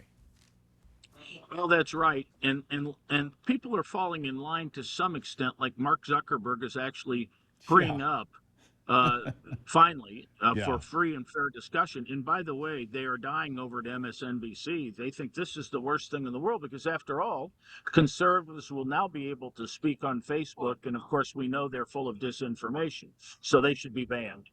Yeah. John O'Connor, greatly appreciate you being here. Guys, the book is Postgate, How the Washington Post Betrayed Deep Throat, Covered Up Watergate, and began today's partisan advocacy journalism. He is also a former U.S. attorney in Northern California. He knows his way around a courtroom as well. John, really appreciate you being here. I guess we'll sit and see what happens. You know, the Supreme Court weighs in or not, sir. Thank you very much. Take care. Take care. Greatly appreciate it. There you have it. Will the Supreme Court weigh in? Or will Donald Trump be an alleged convicted felon? Look, it'll be appealed either way. It was a garbage case, never should have happened, and Alvin Bragg pushed this through, and everybody knows what a farce it is, especially Donald Trump. All right, don't forget to follow us on Twitter, Facebook, Instagram, Substack, all the normal places, YouTube as well. Check it out. Time to check it out in sports with my friend Brock Palmbush. With a look at sports, I'm Brock Palmbush. Christian Gray intercepted a Drew Allard pass with 33 seconds left, and that set up a game-winning 41-yard field goal by Mitch Jeter. And Notre Dame defeated Penn State 27-24 in the Orange Bowl last night in the college football playoff semifinals in South Florida. Notre Dame will now play the winner of tonight's Texas-Ohio State game for the national championship on January 20th in Atlanta. The NFL announced yesterday that Monday night's NFC wildcard playoff game between the Minnesota Vikings and Los Angeles Rams will be moved from SoFi Stadium in LA to State Farm Stadium in Glendale, Arizona. This due to the ongoing severe fires in the Los Angeles area. There were 7 games in the NBA last night. Winners included Cleveland, Miami, Houston, and Phoenix. There were 10 games in the NHL last night. Winners included Pittsburgh, Columbus, Dallas, and St. Louis. That's a look at sports. Back to you, Steve. Yeah. Notre Dame. All right, what do you think, Brock? Any chance against the Buck? Look, maybe Texas can win. Steve, I have Texas beating Ohio State tonight. You do? Yes, the game is in Jerry World in AT&T Stadium in Arlington, Texas. Advantage Longhorns. Oh, come on. Brock, I got Texas winning. Wins. Brock, it's Friday, I realize. Have you been to the sauce already? Considering the technical problems we had earlier this morning, I don't mind that question. You might as well. All right, so Brock's got Texas. Anthony, you're not buying that, are you? Ohio. Yeah, that's what I think. Ohio State. I mean, look, Ohio State dismembered everybody on the way, except Michigan. They can't beat Michigan because it's a mental block. It's I don't care what it is. Because they're a better team than Michigan, but they just can't beat them. Well, they were this year a better team. Last year, no, but yeah. Right, yeah, I got you. And next year, Michigan's going to have a quarterback and everything. More problems for Ohio State, I guess. Michigan will be better next year. All right, what time's the game tonight? 7:30. 7:30. We'll talk to you about this on Monday, Brock. We'll see what happens. Indeed, all right. sir. All right, there you have it. We'll take a break. The next hour on tap, we'll have Liz Peek, love her. Mark Ang will also be here from San Bernardino County, California, to tell us what he's seeing up close and in person. I'll be right back. Back from the heart of America, I'm Steve Gruber, your soldier of truth, tip of the spear against socialists, communists, and all those people on the left. I'm here to help you out, fight for this country from the foxhole of freedom every single day, giving you better analysis than anyone else and defending this great nation. This, my friends, is the Steve Gruber Show. Glad to have you here on a Free-for-All Friday. Good morning to you. 3 big things you need to know right now. Number 1, Michigan Democrat cries Hindu phobia over opposition to H-1B visas. Yeah, I got that from my good friends at Michigan News Source, my news company. Number 2, the polar vortex is going to show up on the weather map next week. You think it's been cold so far? Ivy, bad news. It's going to be really cold here in a few days, and if Anthony gets his Christmas wish, there'll be tons of snow to go with it. And number 3, while we're having a little bit of fun here on a Friday in Los Angeles, not fun at all. Cleaning up after and the fires are still burning, some of them. They've got much of it under control now. But when you have 90-mile-an-hour winds, what are you going to do? And here's the thing. A lot of these fires were intentionally set. Guarantee it. These people think they're doing some cool thing or some funny thing or some neat thing, and they set the world on fire, and they think it's the greatest thing in the world. Oh, look at that. Yeah, wrong. In fact, it's so bad, they lost some of the emergency towers. How did that happen? Well, listen to this. We could lose emergency capabilities and ways to discuss and talk to other folks. And there is an outbuilding right there that is on fire. There's no doubt about it. It is at the bottom of your screen. I'm going to ask the booth, can we take away that lower third? Because you can see it much better. There you go. Now you can really see it. Look at that fire. It is definitely making its way up into Mount Wilson right now. It is hitting those outbuildings. These and are that's coming up as for those of you that are not seeing the video. Throughout Southern California. So that could be jeopardized as the afternoon moves on, and that could make firefighting. For those of you not seeing the video, it's fire coming right up the hill to radio towers, to cell towers.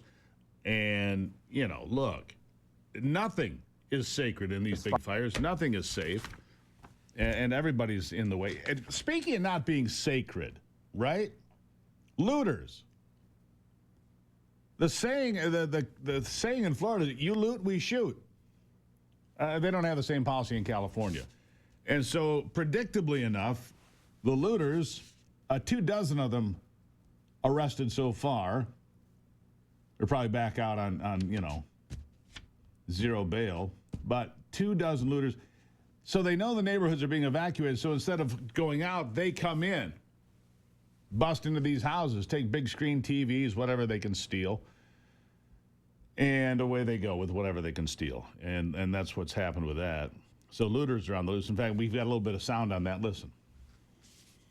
Unmistakably clear message that if you want to go ahead and loot, if you want to commit burglary, if you want to engage in grand theft, if you want to engage in these internet scams where you're going to take advantage of people who are going to be seeking insurance and government benefits, you will be arrested, you will be prosecuted, and you will be punished to the full extent of the law. And the reason I want to send this warning now is I don't want any mistake later that somehow they thought, oh, it's not a big deal. It's a huge deal. These acts are despicable. Yeah. Except in California, the whole you loot, we shoot, that doesn't really apply because basically you're not allowed to be armed in California in large parts. So if you loot, we'll yell obscene things at you. Yeah, okay. Nice job, everybody. Look, all of this in part was avoidable. A lot of this was in part avoidable. I believe if you had had good forest management, if you had taken care of the forest the way you're supposed to, a lot of these things would not have happened. It wouldn't have. It's the way it is, would not have happened. And it's interesting that Donald Trump pointed this out to Gavin Newsom some time ago. He got mocked for this, by the way. Donald Trump got mocked for this. Listen. It's cleaned out and protected. You got to take care of the floors, you know, the floors of the forests, very important. You look at other countries where they do it differently, and it's a whole different story. I was with the president of Finland, and he said, we have a much different, we're a forest nation. He called it a forest nation. And they spend a lot of time on raking and cleaning and doing things, and they don't have any problem. And when it is, it's a very small problem. So I know everybody's looking at that, to that end, and it's going to work out. It's going to work out. Well, it didn't really work out. It might now. Maybe this is, you know, look. You know what it takes to build in California? The permitting process and so forth. Think about the permitting process. Now, let's say you did have insurance and you're in Pacific Palisades or Malibu and your house has been burned to the ground and you did have insurance, one of the lucky ones, and you're ready now to move forward. The permitting process is such a nightmare, it could take years years for you to get a place built again. And that's why this property, it marked my words, State Street, BlackRock, all these big operations are going to come in there, others that you haven't heard of, licking their chops, trying to get their hands on that property.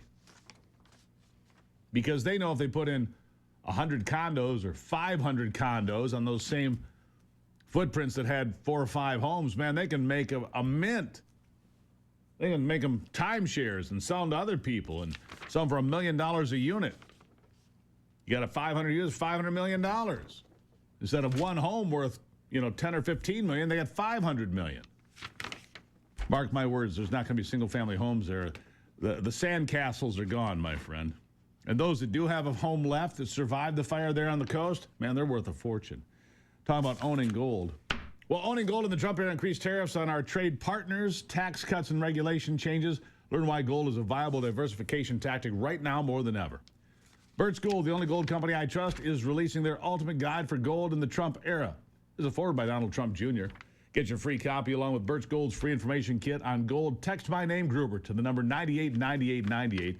You can find out more for free. As the national debt continues, we're in trouble here in America. And I hope that Donald Trump can get this under control. But if he can't, gold is still your place to be. You get an IRA or 401k into a tax-sheltered IRA in gold. Text Gruber to 989898. Get your free copy from Birch Gold today. Gruber to 989898. Get that today. Another great partner of ours, Hillsdale College. Time is our most precious commodity. I've heard from so many of you who asked my advice about how you can spend your time more wisely, improve yourselves. Well, Hillsdale College offering more than 40 free online courses. That's right, more than 40 free online courses. You can learn about the works of C.S. Lewis, the stories of the book of Genesis, the meaning of the U.S. Constitution. Maybe we should send it to Congress. The rise and fall of the Roman Republic and the history of the Christian church in America. Hillsdale's free online courses are terrific. Right now I'm working through the Genesis story. I've gone through a lot of these. A book of fundamental importance for the Jewish and Christian communities in this country and around the world. In addition to being a great religious text, it's also a literary masterpiece. The Genesis story, you can learn that one now too. Learn about the U.S. Constitution, whatever you'd like. Remember, it's all free. Start one of your courses today at gruberforhillsdale.com. gruberforhillsdale.com. No cost. Educational. Share it with your kids, your grandkids, your wife, your husband. It's good fun. And maybe you can do it together. gruberforhillsdale.com. Check it out today. And I'll be right back. Look at it now. My next guest sworn in here this week as his first term as a state rep begins. Parker Fairbairn is a Republican from Harbor Springs up in my neck of the northern woods. And I was there on the floor as they called his name. They went through all 110 to say present. Make sure you're here. Parker, welcome back to the program. Hey, Steve. Thanks so much for having me on. Nice to see you. Obviously, you won a seat there, a big seat, represents Harbor Springs, Charlevoix, Boise, that part of the state, right? Mm-hmm. Yeah. Yeah, really a gorgeous district. We actually go up into the UP, the eastern quarter of the UP. It's really a wonderful district having the Mackinac Bridge in there. Yeah.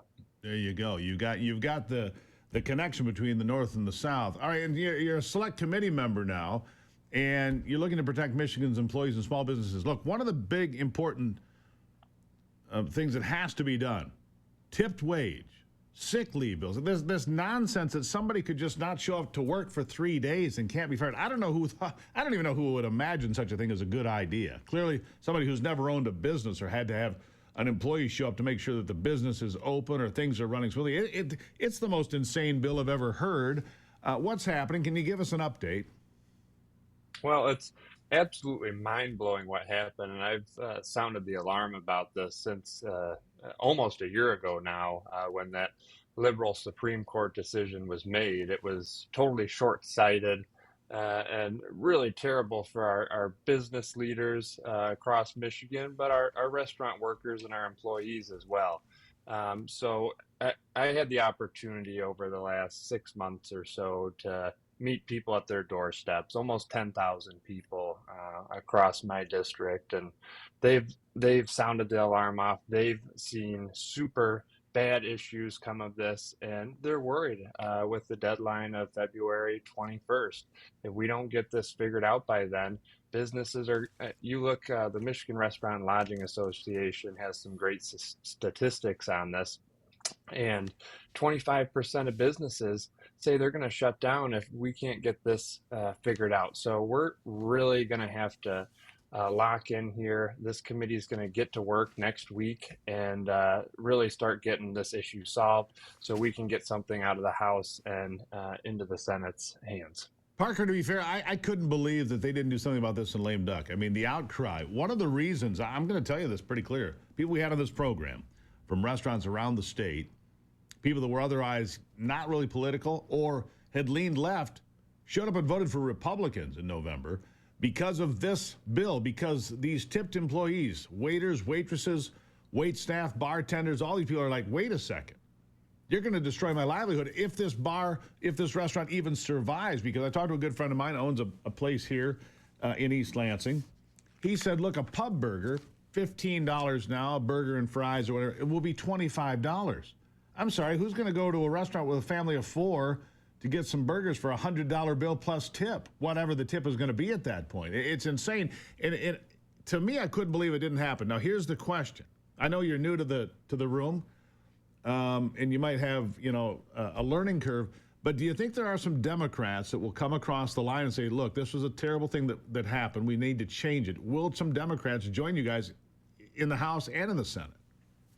I believe there has to be, Steve. Just the outcry across the state. We've got 110 House districts, 38 Senate districts. There's not one district that has a restaurant in it.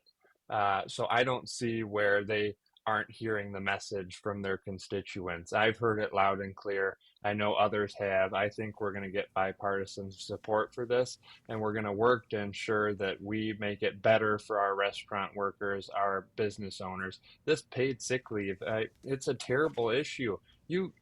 Not just the burden on the employer, but you look at other employees, good, outstanding employees who are going to have to put up with bad employees who might not want to show up to work and not let their boss or manager know what's going on. That affects the whole company, not just the employer. Well, imagine, okay, you're in northern Michigan. You're over there at Boyne Mountain, and you got somebody that works as a ski lift operator, right? They run the ski lift, get the people up the hill, got the skiers that pay their lift tickets for the day and whatever and whatnot, or season ticket holder, whatever it may be. Kid doesn't show up for a couple, 3 days, or maybe 2 or 3 of your lift operators don't show. How do you run a business? Oh, and by the way, you can't fire them? I mean, this is just the dumbest thing I've ever heard.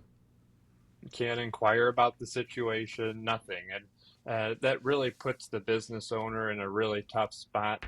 It puts too much of a burden on business in Michigan just in general. We've already got such a bad business climate through bad liberal agenda. The Democrats had all 3 chambers. They had the House, the Senate, and the governor. They could have passed whatever they wanted the last 2 years. And since this issue came up almost a year ago, this should have been solved well before lame duck, well before any of these. Now that we've taken control, this should have been solved long ago. I could not possibly agree more. So what else is on the agenda? We got about a minute here, Parker. What else is on the agenda you'd like to see happen in your first term here? Well, we're working through the committee process right now. This select committee was the first committee announced. I'm super honored to be on it. I think we're going to get a lot of good work done and get this issue solved. But there's so many issues across the state. You look at education, we're ranked 45th. You look at competitiveness across the country, we're ranked in the high 40s. This is unbelievable, and it's due to liberal ideology, liberal agenda.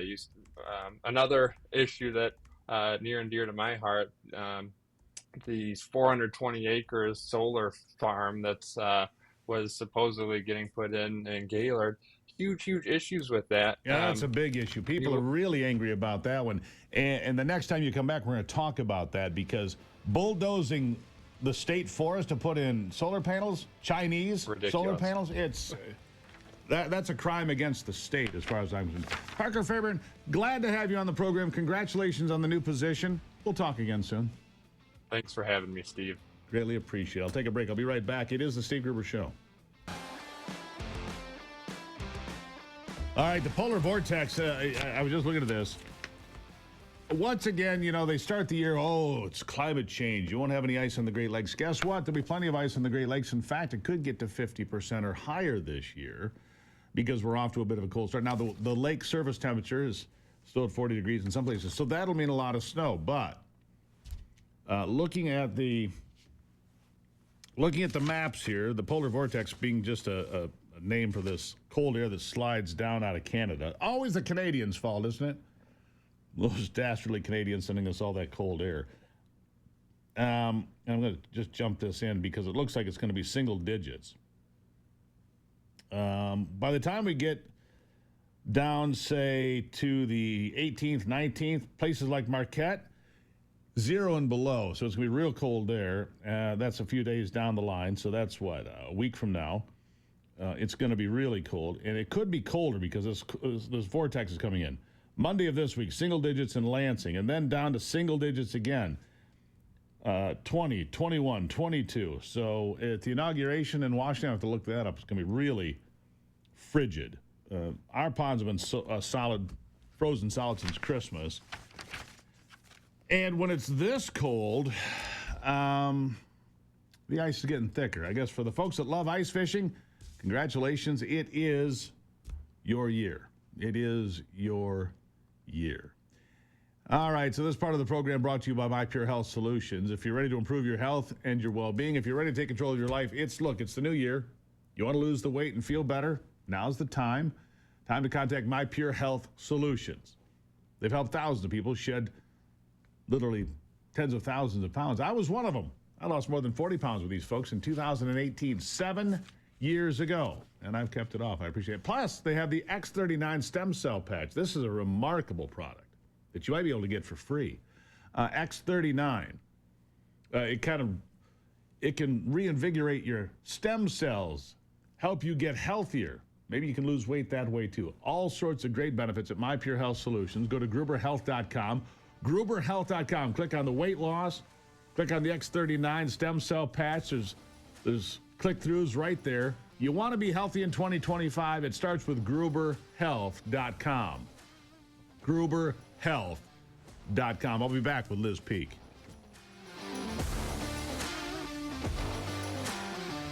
I mean, that's my takeaway for the fires in Los Angeles. And look, my heart goes out to the people that lost everything. It's just a terrible thing. But Joe Biden shows up at a firehouse there, stumbles around, and then makes it about himself, about having a great-grandchild. These people have just lost everything. 10,000 buildings burned to the ground. The death toll now 10 and rising. It'll be higher than that. And Joe Biden decides that's the time to have a little chuckle. And then he says some little joke to Kamala Harris, fire away at another event. I mean, it's just, we've got 10 days to go. It's galling. Thank God it's almost over. Let's do a postmortem with Liz Peek, my good friend from Fox News. Liz, good to have you back on the program. Good morning. Delighted to chat with you. Happy New Year. Happy New Year. It is just so galling, embarrassing, stunning, mortifying. I don't know which adjectives to use. He's there at the fire station. He makes it about him having a great-grandchild. Mr. President, nobody cares. I mean, I think he put himself in front of absolutely everything, Steve, from the beginning of his presidency. True. I think Americans had an extremely warped view of who Joe Biden is. I think he's an extremely narcissistic fellow who really thinks he had the potential to be a great president. Honestly, actually thinks he has been a great president, even though he goes out with an approval rating of 39%, which is only modestly better than Justin Trudeau, and that's saying quite a bit. I mean, honestly, you cannot get beyond the incredible self-centeredness of Joe Biden, and that is a fact. I mean, I think people think he's a nice old man. He's not. He's not. He's the old guy in his underwear on the corner shaking his fist at the kids on the lawn. That's who this guy is. He's a angry and now bitter old man who has always put himself. He always injects. If there's I can't believe he didn't talk about his fire at his home in Delaware for the 1,000th time. You know, really, I mean, here people Right. are just, I mean, Pacific Palisades is a war zone. Malibu's a war zone. And many of these people had no insurance because of what? Bad policy, because of Proposition 103 that put the state of California in charge of premiums and payouts. And the insurance company said, yeah, we don't want to deal with that. So people have nothing to turn to, right? This is tragic, and it's tragic, and it is absolutely the result of bad policymaking by Democrats in a one-party state. And you know, in a way, perhaps this is there will be something good that comes out of this, in the sense that voters in California finally realize that policy matters, competence matters, and all of the other stuff, the DEI, the ESG, worrying about the smelt instead of the people, it really doesn't work for them. This insurance catastrophe is almost unimaginable. I mean, literally, imagine if you had a $7 or $8 million home, and by the way, most of them are that kind of category in many of these locations that are burned, or more, and you have nothing left, or more. So it is. But getting back to Joe Biden, remember how many times he went to console people who had lost family members, and he talked about himself. He talked about Beau Biden. And, you know, I understand that those were really incredibly important events in his life, but people aren't really interested in him. They're interested in their own situation, their own problems, et cetera. So I just think this was just sort of another indication that he's always inward looking. And by the way, right now, what he's doing is so incredibly offensive. Thank God we have so few days left of the Biden presidency, because every day he spools out something more that is injurious to the United States. That's right. That will cost taxpayers more money, even though the taxpayers and the American people just voted by a majority for the Trump agenda. He wants to put as many cogs in that wheel as possible. That's exactly right. To stop the Trump agenda. So what is that? That is spitefulness. And by the way, I mean, this is gossip, but you know, you look at the Bidens next to Kamala Harris and Doug Emhoff yesterday at the Carter funeral, they don't even exchange pleasantries. This is like high school, right? But, you know, I mean, I thought it was great when Donald Trump and Barack Obama are back there laughing. And if you didn't know, Liz, here's what was said. Barack leaned over and goes, I didn't vote for her either. That's what was actually said. That's very funny. Yeah, inside. That's very funny. These are awful people. They really are. I want to look at California a bit longer, because I'm going to make a prediction here. Mark my words. These homes are not going to be rebuilt. Not the ones that were insured, not the ones that were not insured. They're not going to be rebuilt, because you've got, look, BlackRock and State Street, these companies, these hedge funds, these big equity organizations are licking their chops. They can look at this footprint of Malibu and say, my God, we could put 500 condos right there. We could put a resort right there. I mean, this land is going to go through the roof. They're going to put in new infrastructure in these single-family homes. Malibu and Pacific Palisades, never coming back. Guarantee it, Liz. Never coming back. I think you make a very good prediction. This is beyond tragic. And again, it's probably irreversible for the reasons you cite, but also because it's very unlikely that they're going to take the measures necessary to make sure it doesn't happen again. The most outrageous and sort of criminal aspect of this, Steve, they have wildfires every year in California. This is not a one-off. So to pretend that they were unprepared because, oh my goodness, they had big winds. They always have the Santa Ana winds. This is an issue every year. We watch California burn. And the fact that no one has done anything to prevent it, that they haven't figured out a way to capture and hold. And Gavin Newsom did a boastful thing last year about how he was breaking down dams. What is he thinking? I mean, that is the lifeblood of California, taking advantage of what they have in the last couple of years, or at least the last year, record rainfall, being able to pen that up and have it available for agriculture, but also for fighting fires. I mean, nothing about what he has done makes any sense. Honestly, Gavin Newsom is toast. We're never going to hear from him. No, his political career went up in flames. Again. I agree with you. I think his political career went up in flames, thankfully. But what about Mayor Bass? I mean, this is just another failed politician, unprepared, out of the country. It's fire season.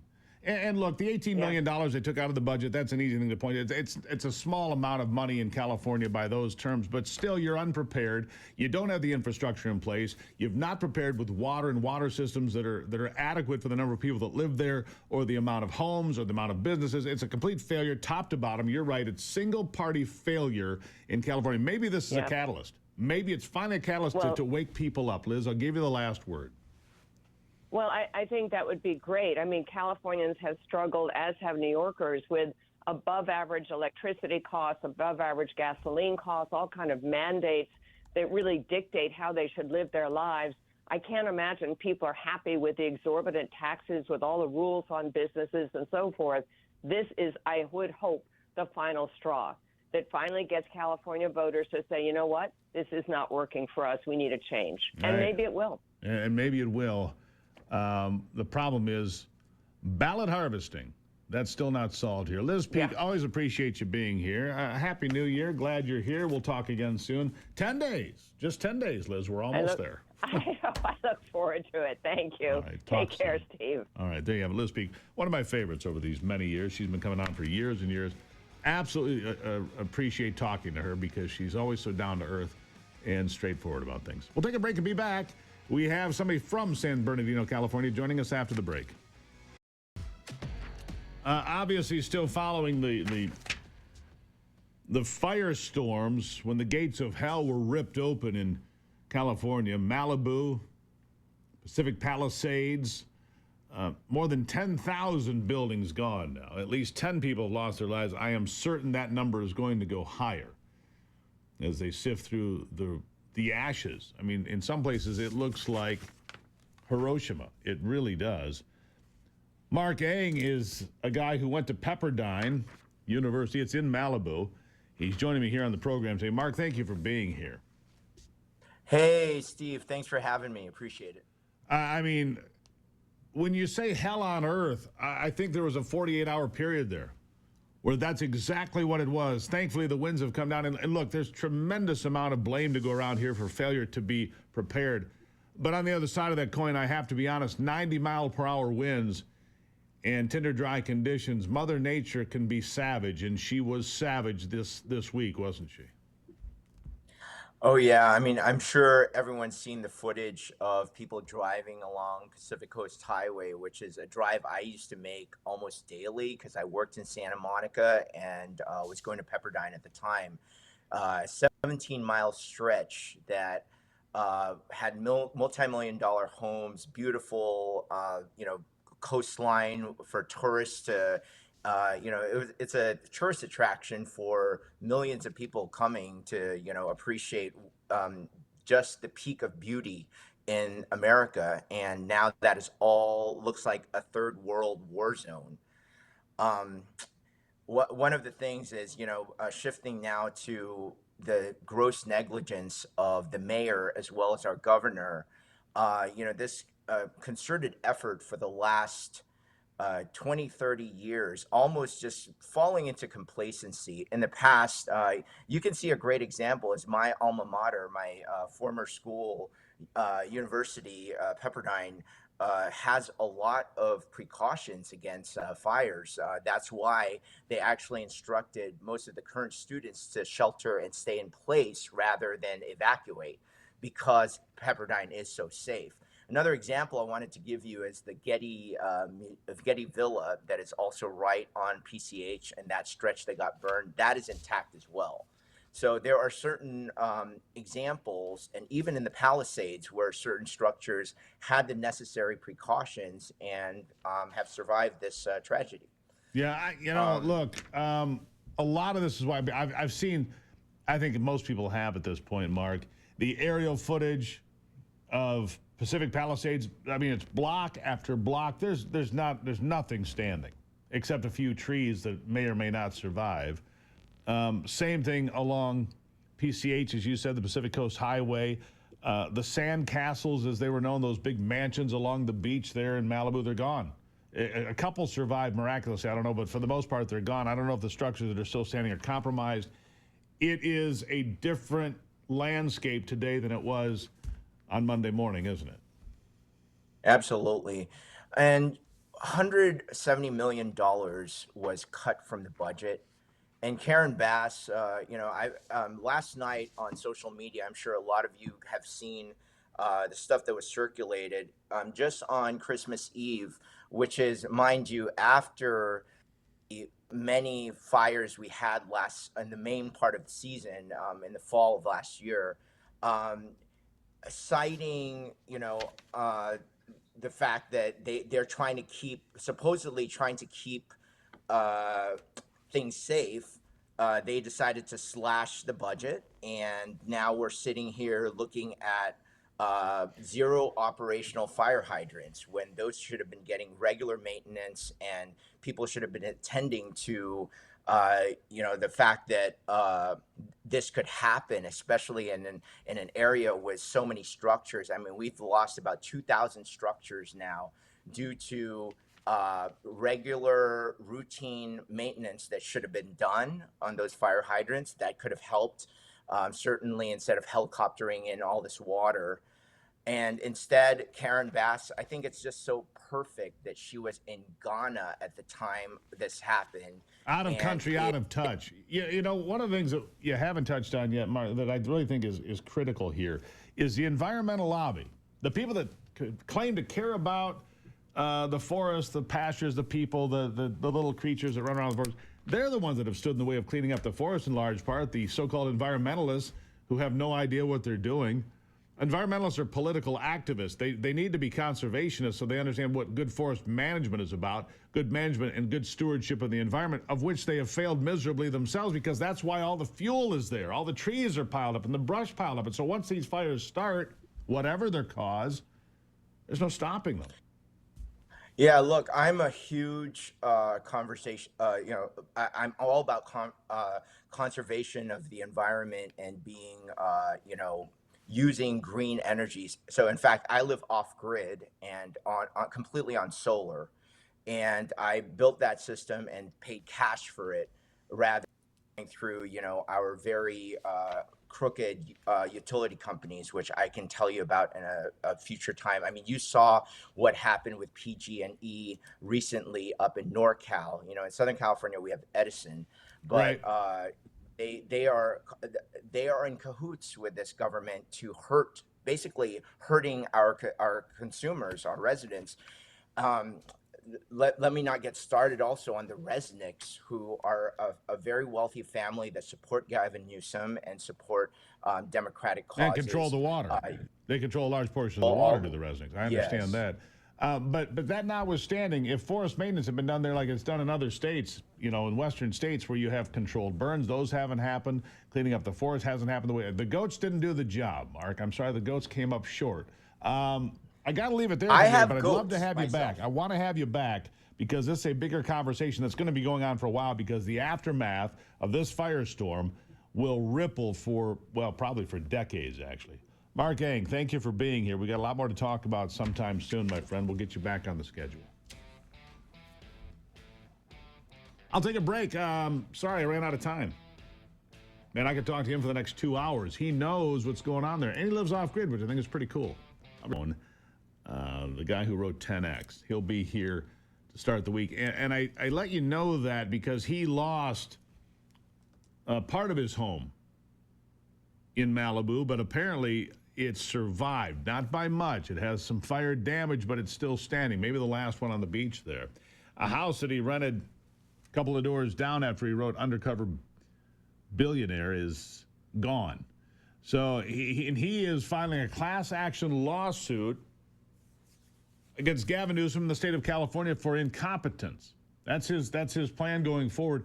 He's also talking about running for governor of the state of California. He lives in Miami currently, but still, he was raised in California, lived in California, moved to Florida more recently, and said it's time to save California.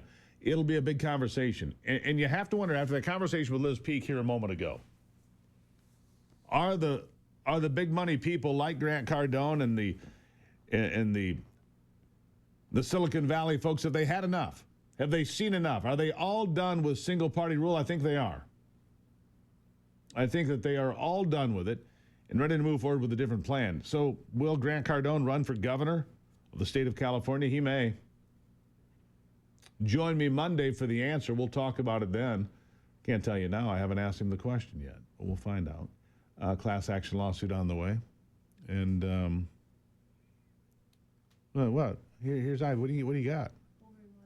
Oh, yeah. I got a gift for you here. For you folks in Michigan, she's right. I got something here for you.